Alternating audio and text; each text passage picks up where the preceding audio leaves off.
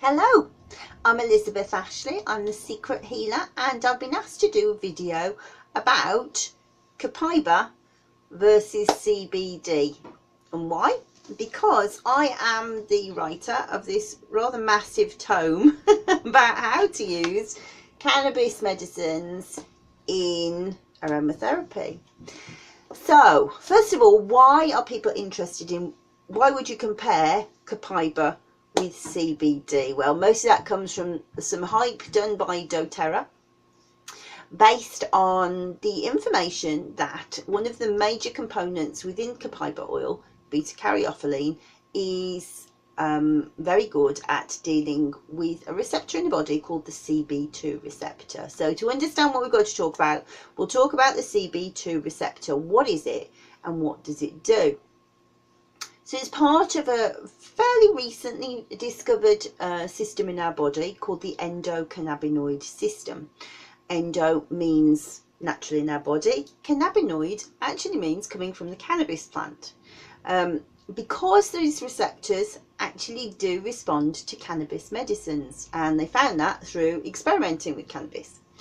So within the endocannabinoid system is an endocrine system. In fact, it's thought to be our primary endocrine system. So for those who aren't sure, can't quite remember what the endocrines are, they're glands in the body that secrete hormones. So we've got things like the thymus, the pituitary, the pancreas, parathyroid, ovaries, the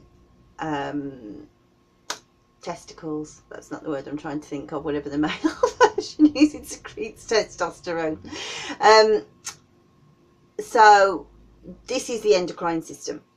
The endocannabinoid system is considered the primary endocrine system because it modulates the activity of these hormones. And it does that by something called postsynaptic signaling. So we'll get back to postsynaptic signaling in a moment. We'll talk about the two main receptors in the endocannabinoid system and what they do, and then it'll be easier to understand how it does it. So there are two main receptors, CB1, which is predominantly found in the brain and the central nervous system, and that modulates things like memory, cognition, appetite, itching, nausea, and pain. CB2 also modulates pain, but also inflammation and immunity, and that's found in the periphery of the body. So if you consider that the central nervous system is the spinal cord and the brain, the periphery is outside of that core system, so it's found on lymphatic tissue and blood that are spread throughout the system. So remember that floating on these cells, and these receptors are on tiny cells of blood and lymphatic. They modulate inflammation, immunity and pain. So how they do this is through nerve system signaling. So imagine that the end of a nerve has what's called a bouton. So that's almost like a little cupboard full of wonders, and inside the wonders are neurotransmitters, so things like serotonin, dopamine, that kind of thing, and they send these neurotransmitters as a means to get across what's called the synaptic gap, the gap between two nerves. So electrical impulses go down the nerve, the bouton opens, sends out neurotransmitters across the gap to the next neuron, so it can send information up that nerve. This one at the beginning is the presynaptic, this at the end is the postsynaptic. So what that means is we've got in this postsynaptic, we've got molecules that can send information back, and that's very important because what happens in the endocannabinoid system is it sends information backwards to say we've got enough of that, too much of that. Okay, so if the endocannabinoid system doesn't work, this retrograde signaling, this signaling backwards to say I've got enough or I need some more, doesn't work. So the best possible example I can give you of it being completely kaput is diabetes. Too much insulin. it no longer can modulate how it deals with insulin, and that's exactly what happens. So imagine that we're talking about reproduction going wrong. We don't know, the estrogen, progesterone or the testosterone isn't quite modulated. Depression, not quite modulated. Anxiety, not quite modulated. So you can see how if we haven't got this system going, yep, we've got the levels right, then everything goes a bit strange. Now,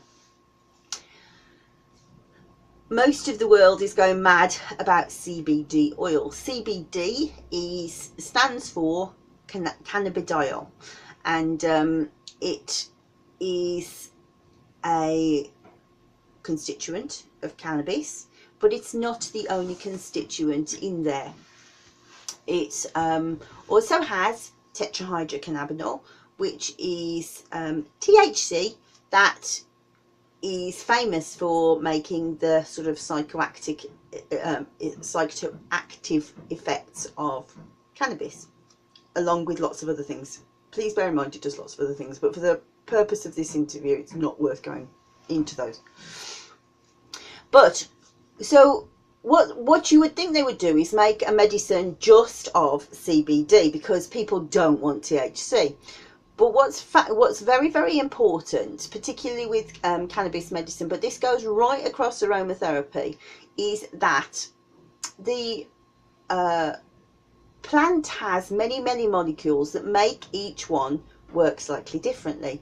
So if, for example, we want to treat something just with CBD, it tends not to have the same function, the same result as if it is modulated with THC. So the two have to be in harmony, and lots of others too. Now, the reason I say that is in CBD there is around about 60 cannabinoids and many, many terpenes, of which one of the terpenes is a sesquiterpene, Beta-Caryophyllene, which is the molecule that people are going mad about in Copaiba. So it's a bit of a strange situation, because people are saying, which one's better? Because they're arguing over the same molecule in both, which is a bit balmy to me. The reason why that they're interested in Beta-Caryophyllene, or if you're American, Beta-Caryophyllene, I guess I've said that right, is because it's what's called a cannabimimetic. I got it right the first time, it's really hard to say. So it's considered to be a dietary cannabinoid, and actually if it's in cannabis, then yes, of course it's a cannabinoid, but you don't really get cannabinoids in from anywhere else except cannabis. So if it's found in a different source, then it's considered to be a cannabimimetic, which is something that mimics a cannabinoid. In actual fact, what it's called is a non-classical cannabinoid, as in it doesn't have exactly the same structure as a cannabinoid, but it still works in the same way in the body. And what it does is it binds, it's what's called a full agonist with weak affinity to the CB2 receptor. So forget CB1 for the moment, for the CB2 receptor. So just to remind you, CB2 is pain, inflammation, immunity. So it can do that, it can work on that system.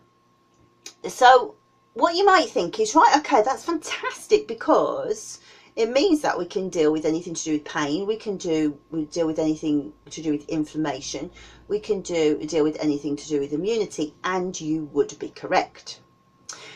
Does it mean it does the same thing as CBD? No, I'm afraid it doesn't mean that. CBD actually on its own has a very weak binding affinity to the CB2 receptor. It's less than Beta-Caryophyllene, but it does more in the body than just the CB2 receptor, and that's a fundamental thing. So if everyone's going mad about the CB2 receptor, fantastic, because it's a very, very important thing. But if you imagine the body in pain, the body has many, many pain mechanisms. you have neuropathic pain and you have nociceptic pain. So neuropathic pain would tend to be an aching or throbbing issue, and nociceptic pain tends to be sharp and stabbing because they do slightly different things. Wrong way around. One way around. So neuropathic is short and stabbing because it's like sciatica, and nociceptic is aching and throbbing. So one of the mechanisms in the body that deals with that is called the ASICs. So these are acid sensing ion channels. And what they do is they trigger something called the TRPV channels, which is trans receptor vanilla proteins. And TRPV channels are involved in pain, but also heat and heat sensitization. So if you put your hand on something hot, you have 3 different channels working at the same time. So the first one goes, ow! And you take it off before you even realise that you've put it on the cooker. So, ow!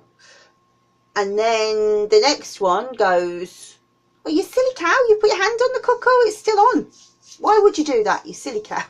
And then the third one goes, oh, it still hurts, stop it, oh, it's really aching, ow, it's throbbing, ow.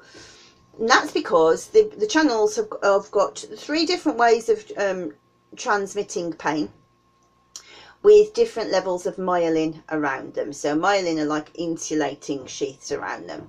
So the first is really, really well insulated by myelin, and that's the one that goes from there to there really fast. Faster than you can actually say, ow, oh, ow, touch the cooker.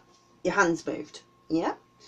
The next one is less well insulated, so therefore not as fast. And the third one is not insulated at all, and so therefore it takes a long time for the information to go through and continues to process for quite a long time afterwards. Right.